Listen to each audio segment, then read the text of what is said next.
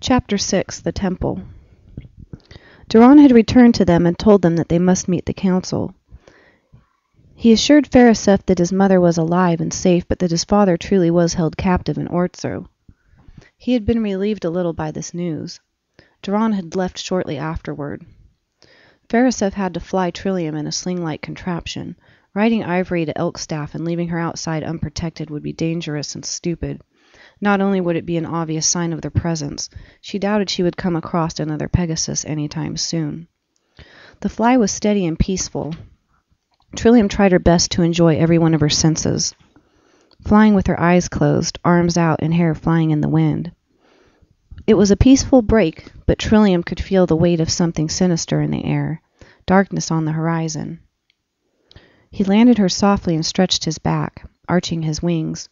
She observed the vegetation, curiously looking at the new flowers. After a few minutes, Trillium looked at him. "I don't see anything." "Nor do I. Let's walk." They walked on shore next to the rolling waves, then turned inland, looking for any kind of structure. They came into a bay. Trillium tripped, but Farisef caught her. "What was that?" Trillium turned and looked. Farisef knelt down next to her and could see a tiny, thin line, like a piece of hair. He reached his hands blindly before him and could feel the wall. "It's hidden right here." "Show your amulet and speak your name," a voice bellowed from inside the invisible walls. "Your amulet, Trillium." He pulled his clear amulet out of his shirt and held it out. She did the same. "Prince Farisef of Josephera, Trillium of Maylene, child of harmony." They passed through an archway, and once inside they could see the breathtaking temple made of gold and stones of all kinds. At the entrance were two spiraling pillars, each adorned with vines of morning glories. They approached the double doors. Upon them were 3 large eyes. The door opened, showering them with light. Inside, the floors were marble and had many statues lined the hallway. Human, Adrella, elf, fairy, and Josepherian. Even the lands beyond the forbidden sea, the ogres of Orzo, the dark-skinned warriors of Drake, even the centaurs from Claran. There were paintings of all the places in Havenbell. She had been to a few now, not including the Outlands, everywhere but Phadia. Her thoughts remained on the Mountains of Shadow, and now the Outlands. In one corner of the temple there was a cut-out floor over the water, and inside was the king of the Adrella. She rushed to him and used her thoughts to talk to him. "Hello, William. I didn't know you were part of the council." "You do now. Most of the royals are, you know." "So my mother was part of this council, and you were the strangers that left me the gifts?" He paused. "Yes. That must be Jonathan's son, Farisef." "Yep. Where is everyone?"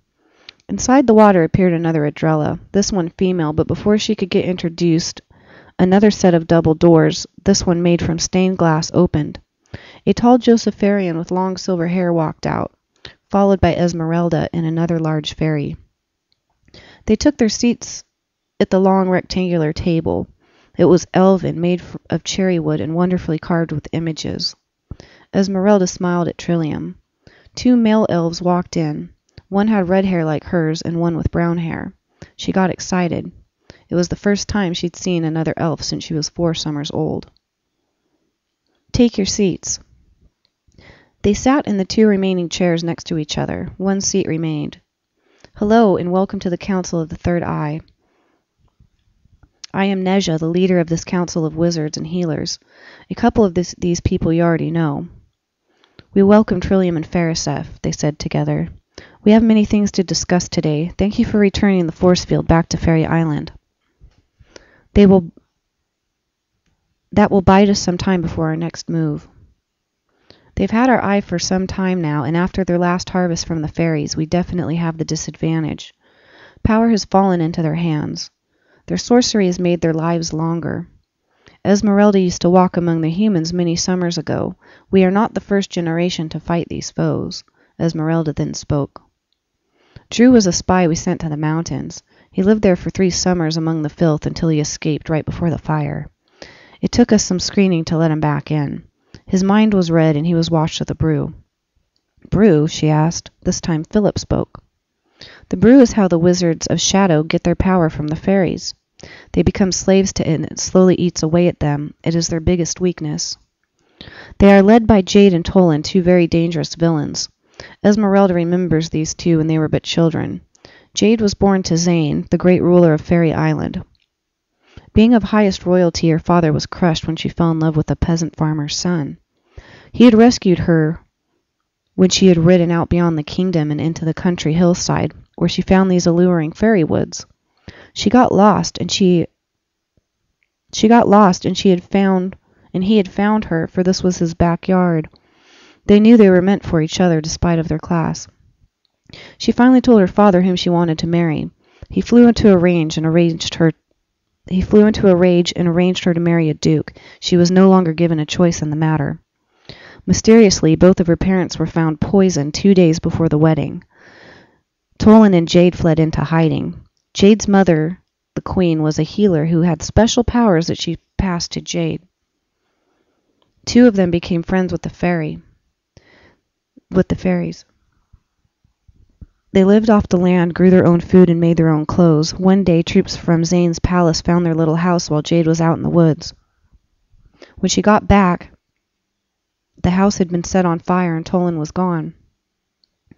Her screaming and crying brought her the attention of one of her large fairy friends.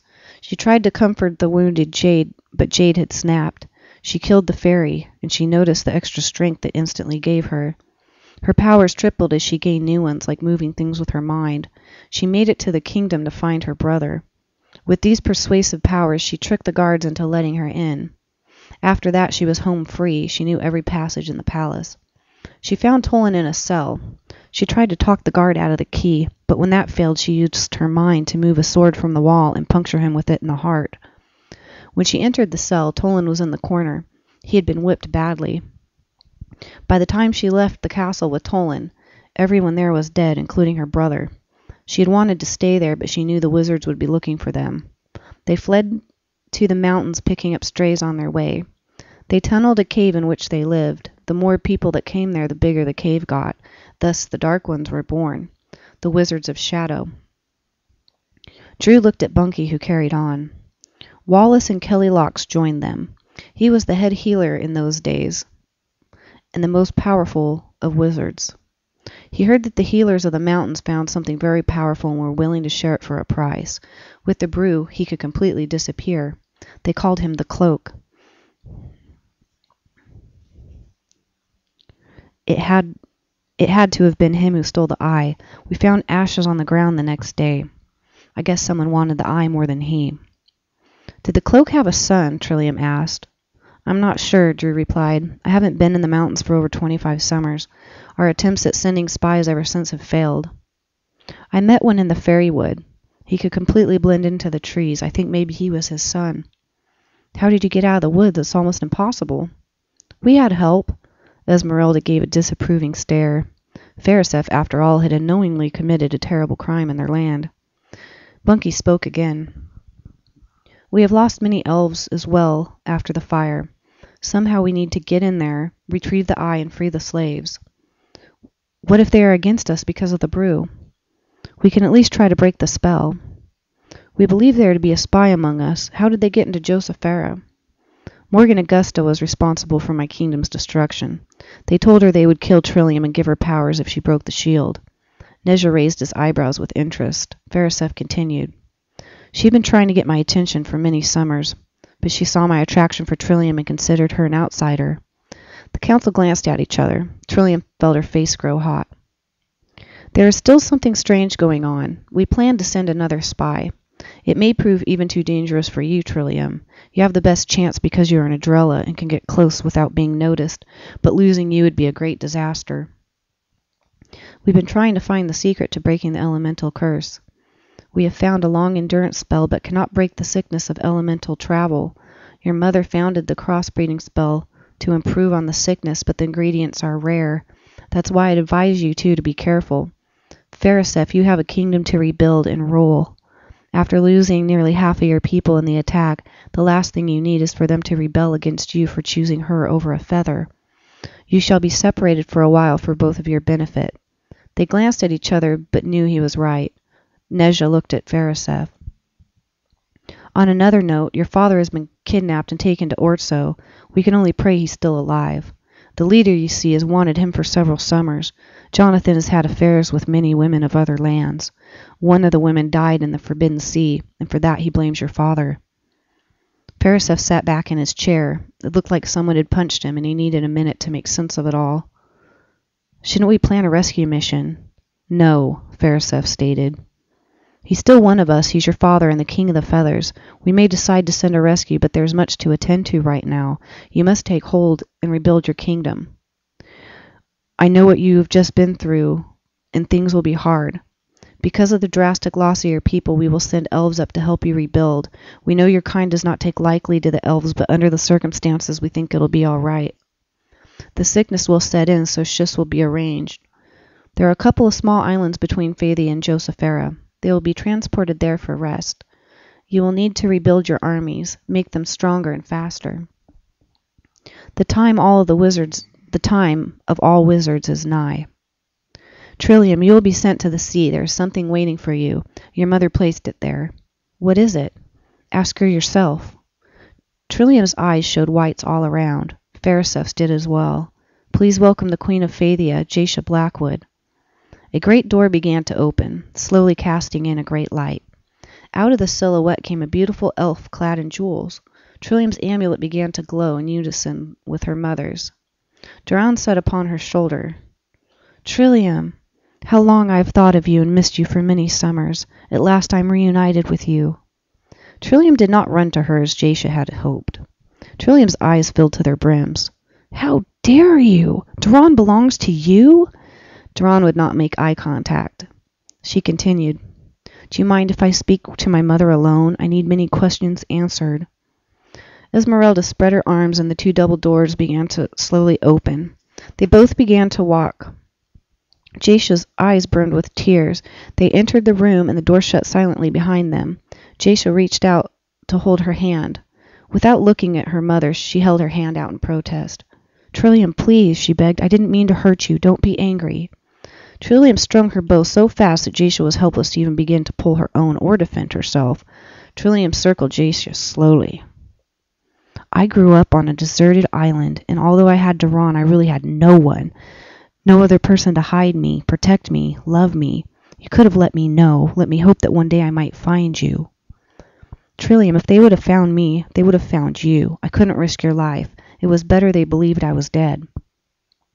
It killed me every time I thought of you, even raised in solitude. I know enough that you do not betray the ones you love. Do you think I wanted to send you away? Do you think I enjoyed you believing I was dead all this time? It killed me too. I refused at first, but the council had made the order, and to betray them I would have meant losing all protection from them.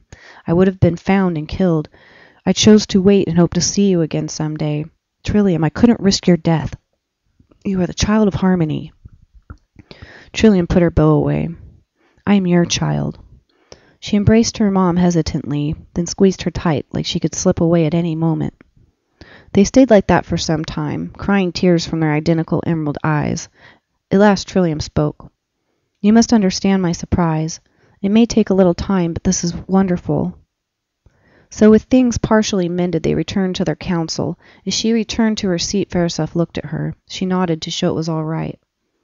The key you have, daughter, it opens a secret cave inside the sea. I put armor in it summers ago. You must gather them. There are some special things from Phadia that I hid there when I escaped the fire. Those must go back to our homeland. What do the letters upon the key mean, Mother? Take a minute to think about that. Trillium crinkled her brow and then looked at King William. She realized that she was half a Drella, and so was her father, whomever he may be. And since her mother turned out to be alive, and the second piece to the half circle was a Z, really? Yes. Z? Yes. Trillium ran to her father and pressed her forehead on his. Farisef watched silently and smiled. I have a family, she rejoiced. We will meet again when the moon is full. Tomorrow you must begin your journeys apart. Take the rest of the day to rest. Council is adjourned. They said farewell. Trillium hugged and kissed her parents again and left the temple. Jasha smiled. Farisef, can you please fly me to Maylene? I know it's a long way, but I need to see my homeland. I don't think I can handle the distance. I have an endurance spell left, and I don't need it. No problem. They flew for hours, only stopping to rest a while at Misty Falls. Even though they were at the place where they had first met, both remained silent and troubled. They started off again, and when they got closer they could see something strange in the air, some kind of haze. Smoke, she said. They found it. Turn back to the falls. Farisef turned back. He could hear Trillium weeping.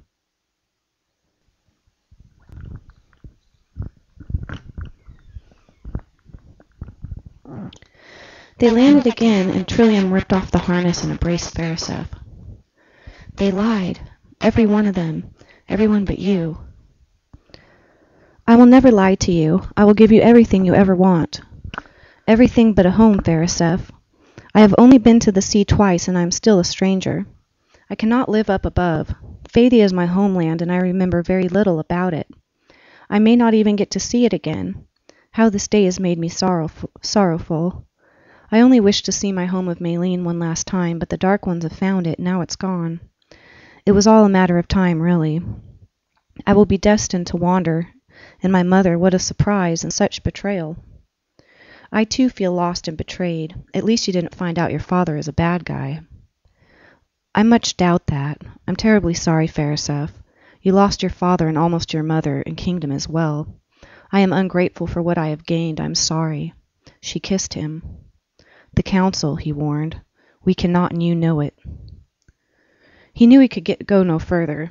He rested for a while, composing himself, then softly she whispered, You know you are the most special person in my life. I trust only you, and maybe one day, if all is well, your people will accept me. I will miss you dearly while we are apart, Farisef. She leaned her head next to his.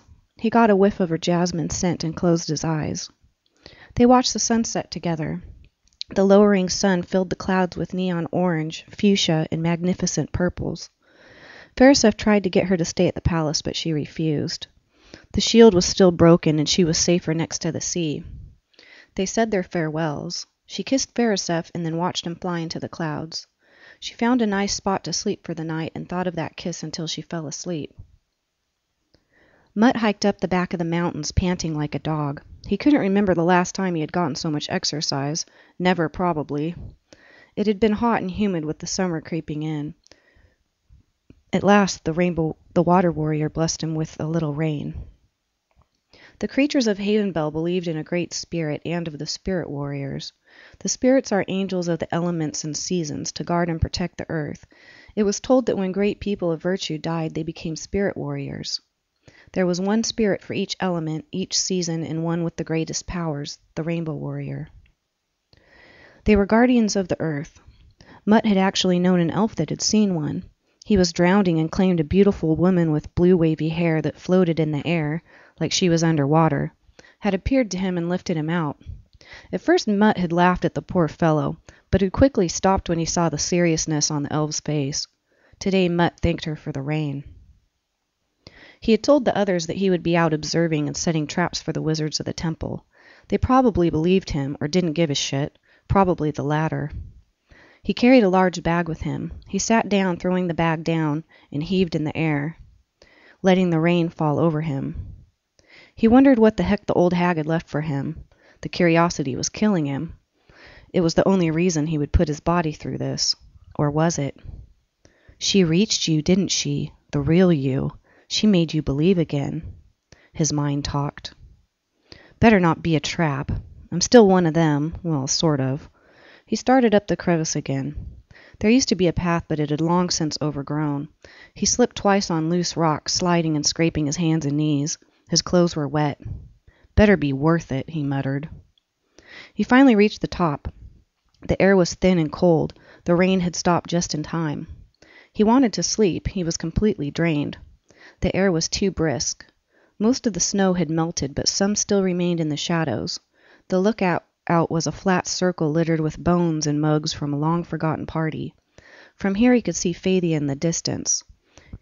He could see the closest cloud of Josephera. The smoke had finally gone out. They weren't expecting that one, were they? He closed his eyes and tried to doze despite of the wind. He almost forgot why he had come when a flash of light crossed his eyes. He opened them and saw a light being reflected from something buried in the ground.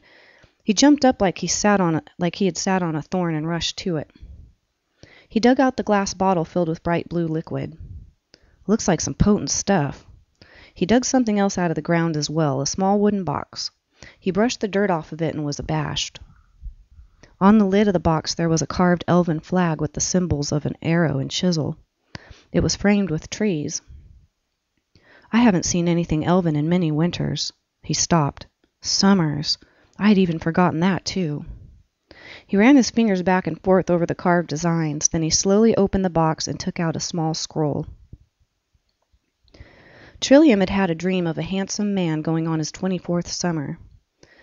She was drowning, which made no sense at all, as dreams often don't. Can an Adrella drown? He pulled her up, and when she saw him, she lost her heart. He was so handsome and mysterious. Not all is what it seems. Something about his voice was so strong and so powerful. The council still holds secret, and the war draws near. Then she saw a dragon made of flame scorching elves on land and frying feathers in the sky. A being, or a wizard, rode upon the beast, but she could not see his face. She screamed and woke up startled. I've seen that dragon before. Who is that guy? Clouds were rolling in, and she could feel the chill in the air. As the rain approached, she began to take off her clothes. Today she would not feel the rain. At that time, 2 warriors set out from Drake. They got to the south shore after a dangerous hike through many jagged rocks. The shore here used to be smooth and sandy, but the rocks were purposely placed to do the one thing Drakens valued over anything: seclusion. Keep the Drakens in, keep all evil out. It took them from dawn to dusk to carefully cross the rocks. They were long, tall, and dark-skinned like all of those who lived in Drake. These 2 were very skilled, but still very lucky not to slip. This is it? The taller one asked. This is our boat? This thing looks like it's over 100 summers old, Jin agreed and kicked the boat, making it wobble. Couldn't we have asked King Zarain to give us something better? Do you think he would have given it to us? Probably would have killed us if he knew we were leaving. The elf said to leave unnoticed, so this is what we get. Do you think this thing will hold us? Guess we'll have to see. They each had a bag of supplies and a spear. They carefully climbed in, and Kai took the oars. They started out to sea with the sun shining upon them. After they got out of the rougher waves, they both sprawled on each end of the boat. They took some bread and dried meat out of their packs and had a snack. They ate fast without conversation. When they were done, they crossed their arms behind their heads and began to doze off. They had been sleeping for an hour when Jin woke up. Kai! No movement. Kai, we're sinking! He shook him but failed to wake him. You could sleep through a battle. Might as well get soaked. At least that might wake you. Kai! He kicked his foot and Kai blinked. What? Our food is soaked. Do you know how to swim? My pa taught me once on a lake, but I must have been 10 summers old. Well, I don't. How do we get talked into this mess? Help! Jin screamed. The dark wizards will find us and kill us. Either that or drowned. This part of the sea is really cold and you're too big for me to carry. Help! He cried. Nothing was in sight. The water was already to their ankles. You ready for the shock of your life? The boat began to sink and they prepared themselves the best they could. Kai screamed and he submerged to his neck. Float on your back like this. Jin flipped over. Kai tried to do the same but couldn't stay up. Sinking! Jin swam to him and carried him for as long as he could. You're my best friend, Kai. I'm glad I got to spend the last of my days with you. Don't say I didn't try to save you. Thanks. They both began to go under. Trillium swam to Coral Kingdom and approached William. Hello, Trillium. He motioned for the guards to leave him. After they left, Trillium swam up to him and pressed her forehead against his. I'm so happy, Father. As am I. He smiled and hugged her. Where are you going today? I want you to stay with me for a while. I wish I could stay, but I must find the hidden cave and return the sacred things to the elves. He nodded with understanding. Please know that you're always welcome here and that I always want to see you. Yes, I know, thank you. I have a question that I do not know how to ask. It's not really important, I'm just curious. Don't be afraid to ask. Zeed's mother, who is she? William frowned and then sighed. Her name was Eileen. I married her before Zeed was born, and I loved her very much. One day, about 1 summer ago, she began to act strangely and was having a recurring nightmare. She insisted nothing was wrong, but one day she vanished. I believe she's being led to the Dark Ones. Is she one of them now? She never made it. We found her body when it washed back out of the Forbidden. I'm sorry, Father. What happened? Did they kill her? No, I don't think so. I believe that she was lured to them, and although their dark magic would protect her through the cold waters, her heart was too good. I don't understand. I think sometime after she entered the Forbidden, her heart changed her mind. She couldn't do it. Her heart won, you see, and that evil spell that protected her was broken, and she was no longer protected in the Forbidden. I'm so sorry. I guess it was better that she didn't become one of them, as sad as that is. Oh, how right you are. Her heart was too good and it killed her, but it was better than what could have happened. Do you love my mother? You don't hold back, do you? Pardon me, you don't have to answer. Yes, I do. We were very much in love at one time. She found the only mixed breeding spell, and it may never be made again. She had to hide away to protect you, and the council advised me to marry an Adrella to keep my kingdom strong, so I did. Do you think you could fall in love again? We love each other very much, and we will always. If we can defeat our foes and cure the elemental sickness, maybe it's possible. May I see Zeed? Did you tell him? Does he know? Yes, he does now. Go ahead. He's practicing. Trillium hugged and kissed her father and went to find her brother. She found him training and was impressed at how he looked with his armor on. When he saw her, he dismissed his trainers. You look tough, Trillium told him, and pressed her forehead to his. Thanks, he answered, a little flattered. Can you believe it, Zeed? I'm so happy I could hardly stand it. Are you staying? I wish I could, but I have a mission to complete. Ah, Zeed whined. I know, but I'll see you soon, I promise. You better. I will. See you, Trillium. See you soon, brother. She left and his trainers came back. She left Coral Kingdom, and after quite some time she found an underwater cavern and put her key in place. The doorway consisted of 3 large circles that ground slowly one at a time until all 3 clicked in place and the door rolled away. Inside there was only the light that came through the small hole at the top of the cave. It was full of armor of all different kinds. Must have been some kind of spell cast in here to keep all the metal from rusting. She picked out some armor that would fit her, and she found the other pile. In this pile were the most precious-looking pieces. These were the things that Jasha had hidden, the things she knew that were meant to go back to Phadia. She carried as much as she could and swam outside the door to the cave. It was a cone-shaped hill that reached all the way to the surface. When her head broke out of the water into the air again, she saw the hill of the cave from the outside. She looked down through the hole that shed the light. The hole was small, and even as thin as she was, she could not squeeze through it. On one side there was a boat tied up to a tree that grew out of the side of the hill. She loaded it with what she carried and swam back down to the cave. She did this a few times until the sacred pile was cleared. Then she saw a flicker of gems positioned on the opposite wall and looked over at it. There was a beautiful bow and arrow set that immediately caught her eye. It was pure silver and thin enough to be flexible. It was encrusted with many rare-looking jewels. "Thank you," she said to the non-present council. It was inscribed with the bow and chisel, the emblems of the elves. Yes, I'm finally going to Phadia. I'm finally going home. 2 Adrella guards were doing their rounds in the forbidden border when they saw commotion on the surface. They both jumped into high alert. What? What are they? The other asked. They're from Drake. I've seen one before a long time ago. To see one in a lifetime is rare, but 3? I can't believe it. They could be Dark Ones. Let's take them to the king.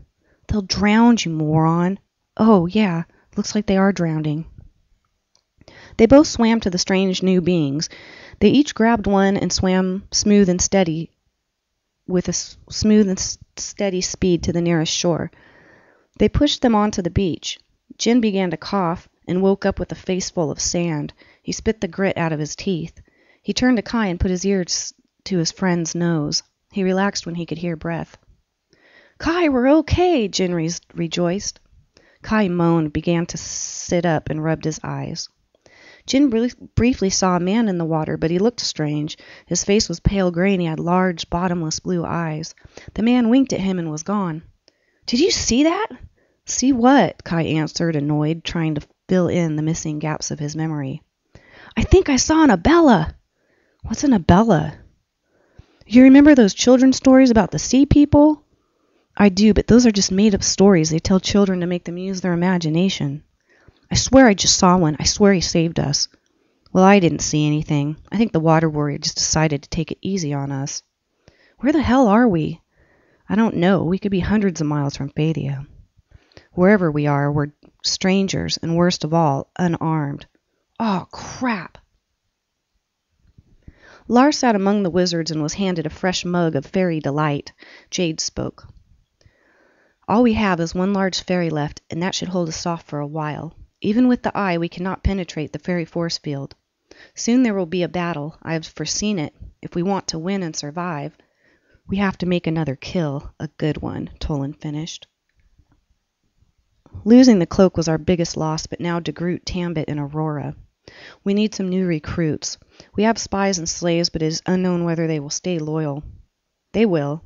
They must have the brew. They are helpless. As a reward for the capture of Josephera, the king of Ortso is sending us troops. Yes, Nemi shouted. I'm going to get the one who killed my DeGroot. Along with the slaves and army, we shall be fine. Only a few of us can talk to the Adrella, and they have the hardest time trusting us.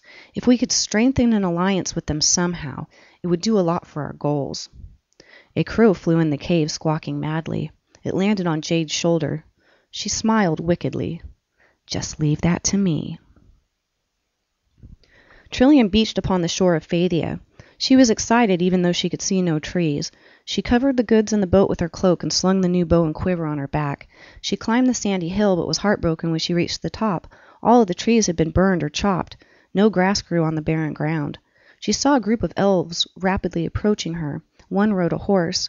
She waved her arms to them, excited to meet new elves. She was taken back when an arrow grazed her. Hey, don't shoot! I don't want to fight! Still the arrows flew. She watched them all with precise vision and dodged them all in a series of jumps and flips. I'm a friend of the queen. I come peacefully. They still charged her. Against her better judgment, she placed the bow down and backed up. If ye are a friend of the queen, why do you have her missing bow? I found it on a quest. I had no idea it belonged to her. When Phadia was attacked, much of the royal armor was stolen. How are we supposed to know if you're a wizard or not? I'm elvenkind, don't you see? Well, we've never seen the likes of you before, and besides, we do not serve our estranged queen. His lips pressed into a straight line. What Trillium hadn't realized is that the current had sent her about 20 miles north of the border between north and south. If she had landed on the other side of the wall, about 10 miles south, she would have been greeted and honored. The north side had remained dead ever since the fire. The northern elves were converted and traded with the dark ones. You are a trespassing stranger harboring stolen goods. He pointed to the boat, and the elves swarmed it. Hey! Keep your mouth shut.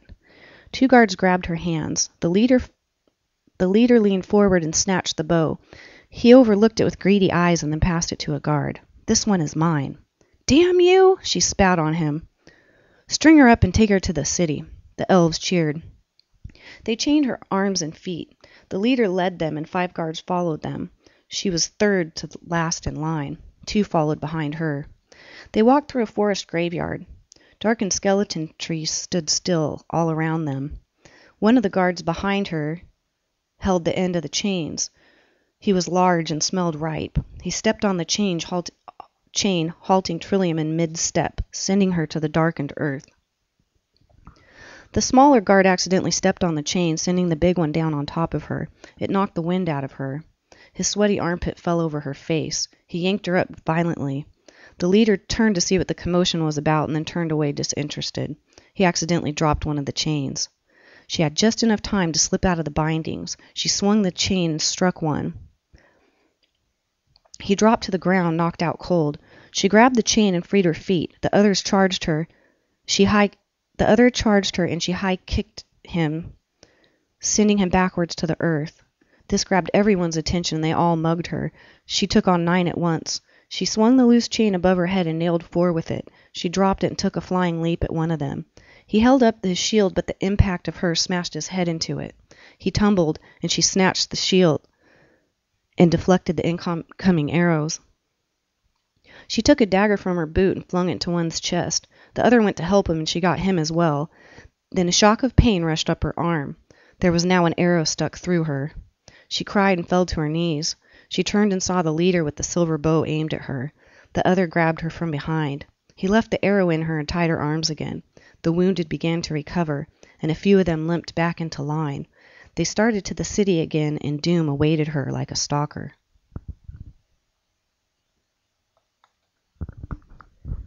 Jin and Kai had scrounged around for something to eat, but only found berries and blossoms. They ate a little, but it only made them hungrier. They started for the forest to find food and water. They saw no signs of anybody. "We're so screwed," Jin pouted. "Huh? How are we going to catch anything without weapons?" "I don't know yet." "You know, we may never be able to return home." "Yeah, that's the risk we take. Hopefully if we do what we are told, that elf will reward us." "Yeah, I hope so." They reached where the woods began, and Kai looked uneasily at Jin. "We don't have any idea what's in there." "It doesn't matter as long as we can eat it." They both laughed. They entered the forest. It felt good to be under the canopy of trees. Many wildflowers grew inside. They stopped and smelled each one. There was nothing like this in Drake. It was a hot desert where most things were dead or thorny, and the greener part of Drake was in no way this massive. They were amazed at the lush greenness. Jin heard a rustle and saw a medium-sized bull elk quietly munching on some grass. He looked at Kai, who nodded, and they both began to creep closer to it. Kai got close behind it and wiggled a finger at Jin. Jin was smaller and quieter than he. Jin nodded and crept up to his side. He made his move and jumped on the beast. He linked his arms around its neck. Kai tried to jump on its back, but he was too late, and the elf took off with Jin dangling from it. Kai fell on his face. The beast ran frantically with Jin dangling and flailing like a rag doll. He let go. "Kai!" he cried. Just then 6 elves appeared. They had been watching them. "Damn, them elves are silent," Kai said. "What in the world are you doing to that poor thing?" the tallest laughed. He was the only one who had seen a picture of these beings before. He looked up at the elves that were laughing hysterically. "My friend says you two are Draken folk, but you are strangers and mighty suspicious. The war creeps near, so it does, and your presence here frightens us. Luckily ye have no weapons, or that elk would have been dinner." They all laughed again. The tall one spoke. "We surely would have attacked you if you had been armed." A stout elf pushed his way through and gave them the evil eye. "I say we take him to the steward and have them hung. Why are you here? Who sent you?" he shouted. Jin knelt down curiously and picked up flower close to him. All the elves immediately collapsed in a bow of praise. Kai looked at Jin, who just shrugged. He had unknowingly picked a trillium. "Hail! Our apologies. We must part the way for all who serve the Child of Harmony." This took them back. They had heard many things about the first half-breed. Even though their land was secluded from Havenbell, it was good news. It meant the child did exist. They had many questions to ask, but asked none. His goof turned out to be a blessing. "Come to Serenity City. You may stay and rest as long as you like. It's obvious you two are hungry. Come feast with our people." They grinned and followed. They paraded Trillium through the dirty streets of the small outcast town. It attracted much attention. They booed her, shouted rants, and threw food at her. She felt humiliated, her own kind doing this to her. She was in pain and felt defeated. Her arm throbbed and bled where the arrow still stuck. The pain was vicious. It was getting infected, but no matter what she felt or what they planned on doing to her, she would not break or show them tears. They strung her to a pole and stacked hay and wood around her. "Burn the traitor!" they shouted. "Burn the thief!" "Please do not do this. It'll mean great doom to you all." He dropped the torch. "Doomed we already are." Farisef ate his dinner by himself. He was the only one who sat at the huge dining table. He was exhausted from training the army all day. He never felt so alone in his life. He longed for the company and love of his family. His mother was in Fairy Island healing. Most of all, he longed for Trillium. She was the most beautiful thing he had ever seen. No one of his own race, not even the prettiest, could hold a flame to her. It had been 2 weeks since he had seen her, and when he was alone he felt like he was dying inside. It had been hard in Josephera, but he had done a decent job. Elves were constantly building and repairing the kingdom. He felt sick to his stomach, and then a flash of images ran through his head like a broken film. Scenes would stop and start again. He froze, dropping the silver fork which clanged on the marble floor. He saw a group of dingy elves shouting and throwing things. He saw her tied to a post. He watched the torch fall. "No!" he screamed and jumped. He ran as fast as he could, but he knew by the time his help arrived, it would be too late. The liquid that the old lady had given him was breaking him of the brew. He hadn't felt this good for many summers. He stared at the wheel, focusing all his attention, all of his strength. Nothing happened. He tried again, grunting, and broke a sweat. The wheel turned halfway in a semicircle, then stopped. He had done it, just barely. He caught his breath and began to use his arms to churn. He had tried several times to do this. First using light objects. He made them shake, but no real movement had happened. He had actually moved it this time. Not very well, but it was a start. One question floated around in his head like an obnoxious bee. If he really could free the slaves, which was a very hard task, then escape with his life, which was harder still, would the elves ever accept him after spending many summers with the wizards? Probably not, but he was destined to find out. Kai and Jin woke up that morning feeling rested and happy. After eating, the elves tried to arm them with bows, but neither of them knew how to use them. "Do you have anything else?" Jin asked. The elves led them to an armory, and upon the wall were 2 spears. "We want these," Kai told them. "Go ahead. None of us are skilled with spears. They're more for show." They both smiled widely, as if they had the best treasure ever handed to them. They were so much nicer than their old ones. They had heard that the elves were skilled craftsmen. They weren't kidding. They started out, escorted by 4 guards. Kai looked at Jin, who held the side of his head. "My head's killing me. Those elves sure know how to party."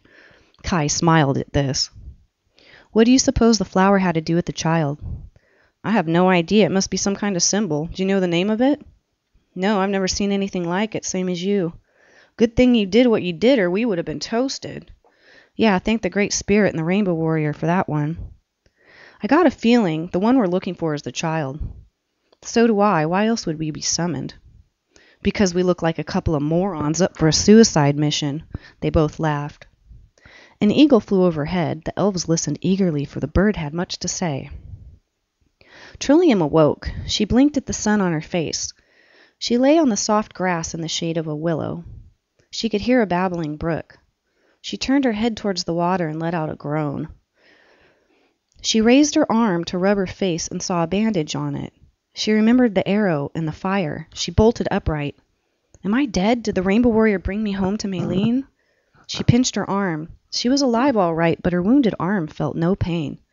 She was surprised that there was no tenderness. She felt like she had slept for several summers. She was now sure she was in Fathia still, just a different part of it. How much it did feel like home. She heard a rustle, and in 3 seconds she grabbed for her bow, but there was none. She held her fist out instead. "Whoa, settle down," the stranger said. He was a tall man in his late 20s, with light brown hair and eyes as blue as sky. His voice was piercing, but of a pleasant kind. It was clear, wise, and demanded your attention. He laid 2 limp rabbits at her feet. "I've only come to bring you lunch." She burned with instant attraction. Her heart raced. She sat. "You're him." "I'm who?" "The one from my dream." "Am I? It's flattering that the child should dream of me. You have strong foresight." "Who are you?" "My name is Jensen." He knelt beside her, but she backed away. "How do you know me?" "Easy. I saved you. If I hadn't come, they would have roasted you like a pig. Don't worry, I'm not one of them. I work for neither side. This war does not concern me." "Why should I believe you? How do I know you won't take me to them?" "Oh, by the way, I thought you might want this." He reached into his sack and pulled out the jeweled bow. He threw it and the arrows at her, which she caught like a crystal vase. "Thank you, but still, why should I trust your words?" "Do you think I would arm the child if I was a threat? I'm not that stupid, dear." She relaxed. He was right. He knew she could take him at the first sign of betrayal. He pulled out a pot and began to skin the rabbits. "But you're human. The only humans are wizards." "Not at all." Not all. I stay remote and out of sight, so people don't get the wrong idea." She considered this. "I feel great. My arm doesn't hurt. How did you do that?" "A little trick from the elves."